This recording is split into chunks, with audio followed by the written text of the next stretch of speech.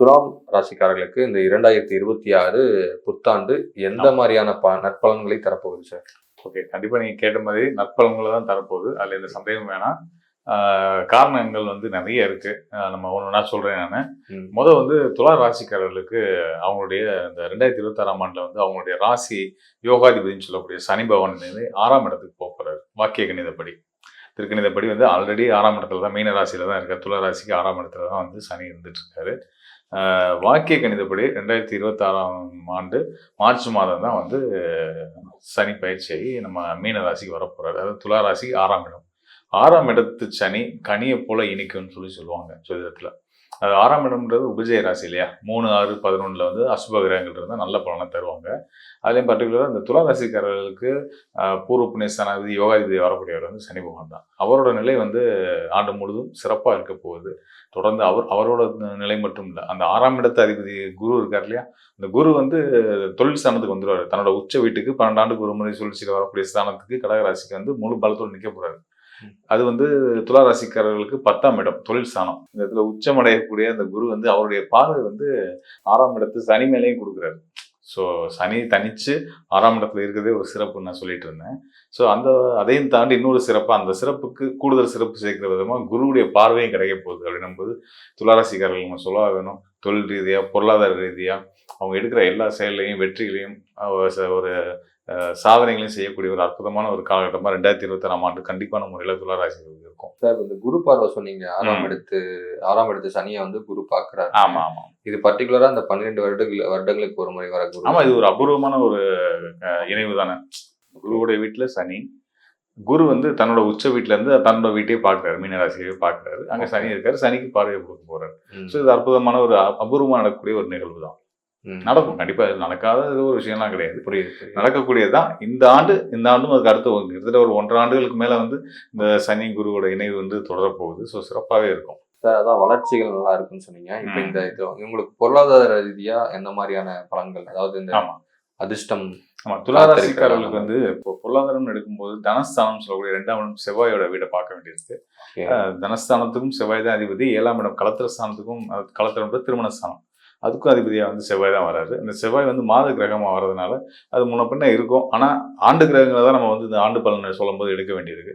அந்த வகையில் ஆண்டு கிரகம்னு சொல்றது ராகு, கேது, சனி மற்றும் குரு தான். ஸோ இவங்களோட நிலைகள் படி பார்க்கும்போது தனக்காரகன்னு சொல்லக்கூடிய குருவோட நிலை ரொம்ப சிறப்பாகவே இருந்துட்டு இருக்கு.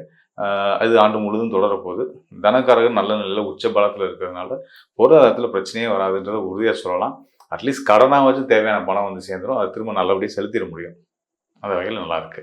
Okay sir. ஹெல்த்னு பார்க்கும்போது இவங்களுக்கு எந்த மாதிரி சார் இருக்கும்?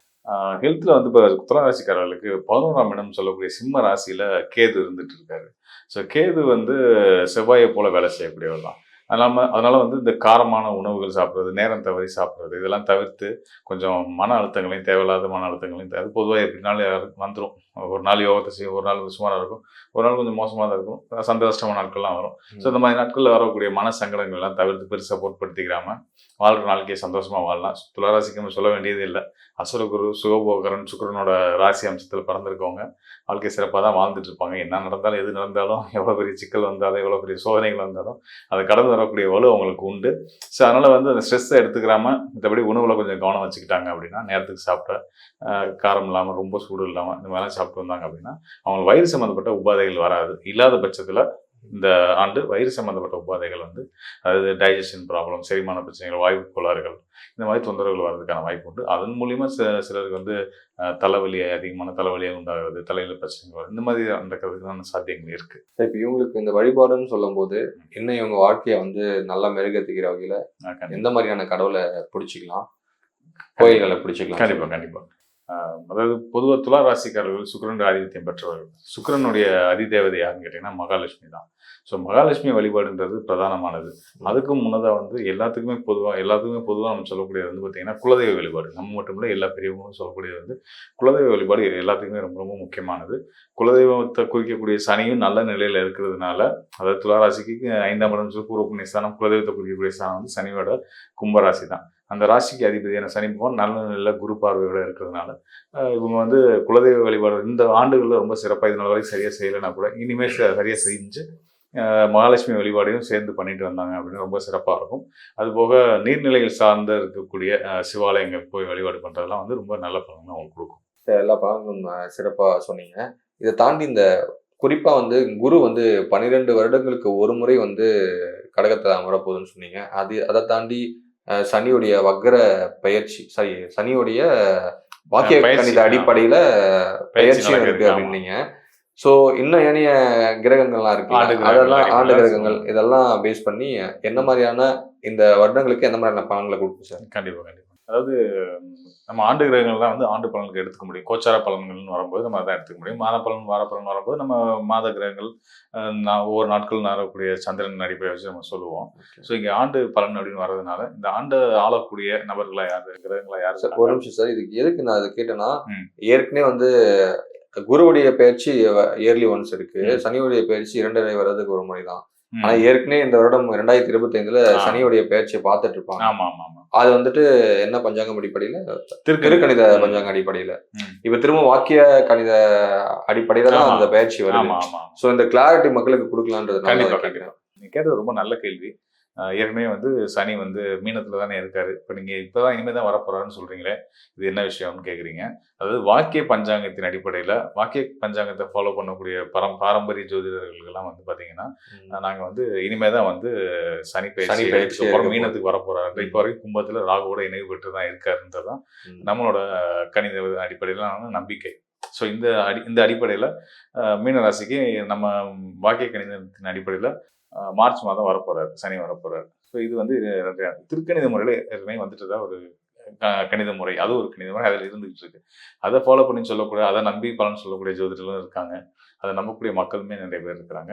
வாக்கிய கணிதம் பாரம்பரிய முறை அதையும் ஃபாலோ பண்ணக்கூடிய ஜோதிடர்களும் பெரும்பான்மையான மக்களும் இருக்காங்க. திருக்கோயில்களில் பெரும்பாலும் வாக்கிய கணிதம் ஃபாலோ பண்ணுவாங்க. சித்தநாதர்கள் கொடுத்த கணிதத்துல அதுல மாற்றம் செய்யறதுக்கு திருநள்ளாறுல கூட இந்த சமயத்துலதான் வந்து அவங்களுக்கு செய்த கொடுத்த அந்த ஃபார்முலால வந்து மாற்றம் செய்யற அளவுக்கோ அதுல தப்பு இருக்குன்னு சொல்ற அளவுக்கு யாரும் வந்து அந்த உயர்நிலை யாரும் அடையலைன்றதுனால அவங்க கொடுத்ததே நாங்க ஃபாலோ பண்ணிக்கிறோம். அந்த அடிப்படையில தான் சனி வந்து மீனத்துக்கு வரதை நாங்க வந்து அடிச்சு சொல்றோம், கன்சிடர் பண்றீங்க. ஓகே, இது இன்னும் ஏனைய கிரகங்கள்லாம் இருக்குல்ல, ஆமா, அதன் அடிப்படையில இந்த வருடம் எல்லாருக்கும் எந்த மாதிரியான விஷயங்களை தரும்? அந்த குரு பகவான் கடகத்துக்கு வரப்போறது உறுதி. அவர் கடகத்துல உச்ச பலம் பெறக்கூடிய நிலையில இருக்க போறாருன்றது உறுதி. இது ஆண்டுக்கு குரு வந்து அவரோட சுழற்சி ஒரு ராசிக்கு ஒரு இடத்துக்கு வர்றதுனா திரும்ப வர்றதுக்கு 12 வருஷம் ஆகும். அந்த அடிப்படையில அவர் தன்னுடைய சொந்த வீடுன்னு சொல்ல முடியாது, உச்ச வீடு அவருக்கு ரொம்ப பிடிச்ச நட்பு வீடு, சந்திரனுடைய வீடு, அங்க வரப்போறாரு. அங்க வந்து சிறப்பான யோக பலன்களை எல்லாத்துக்குமே கொடுக்க போறாரு. மீனத்துல சனி குருவோட வீட்டுல அந்த குருவே வந்து அந்த மீனத்துக்கு 5ஆம் வீடான கடகத்துக்கு வந்து அங்கே முழு பலம் அடைய போறாரு. கடகத்தில் குரு அமரும்போது அவருடைய பார்வை வந்து மீனராசிக்கு கிடைக்கும், மீனராசியில் இருக்கக்கூடிய சனிக்கும் கிடைக்கும். சனிக்கு சுபத்துவ தன்மையை கொடுத்துட்றாரு. அசுபர்னு சொல்லக்கூடிய சனிக்கு குருவுடைய இணைவு, திரியோண நிலை இணைவு கிடைக்கிறதுன்றது வந்து நல்ல ஒரு பாசிட்டிவிட்டியை எல்லாத்துக்குமே கொடுக்கும். எல்லா மக்களுக்கும் மனசுல நிம்மதியும் சந்தோஷத்தையும் அமைதியையும் கொடுக்கும் இந்த ஆண்டு அப்படின்னு சொல்லலாம். ஓகே சார், கண்டிப்பா இந்த 2026 நம்மளுடைய ஆடியன்ஸ்க்கு பார்க்குற எல்லாருக்குமே வந்து நல்ல ஒரு ஆண்டா அமையணும்னு நானும் வேண்டி கேட்டுக்கிறேன். ரொம்ப நன்றி சார். ரொம்ப சந்தோஷங்க. மீண்டும் நானும் மக்களுக்கு என்னுடைய புத்தாண்டு வாழ்த்துக்களை சொல்லிக்கிறேன். வரக்கூடிய 2026ஆம் ஆண்டு உங்களுக்கு அனைத்து விதத்திலையும் சிறப்பான மகிழ்ச்சியான ஆண்டா அமையணுன்றதை நானும் இறைவன்கிட்ட வேண்டிக்கிறேன். கண்டிப்பான முறையில் நல்ல விதமாக இருக்கும் அப்படின்றத நான் சொல்லிட்டு இன்னொரு விஷயத்தை மட்டும் நான் உங்கள்கிட்ட பகிர்ந்து விரும்புகிறேன். அதாவது இப்போ நம்ம சொல்றது வந்து கோச்சார அடிப்படையில் சொல்லக்கூடிய பலன்கள் அப்படின்றது ராசி அடிப்படையில் சொல்லக்கூடிய பலன்கள். ஜோதிட சாஸ்திரம் வந்து விதி அடிப்படையிலையும் கதி அடிப்படையும், அதாவது உங்கள் லக்ன அடிப்படையிலையும் சூரியன் உங்கள் ஜாதகத்தில் சூரியன் எங்கே இருக்காரு அப்படின்றத பொறுத்தும் சில பலன்கள் வந்து மாறுபடும்.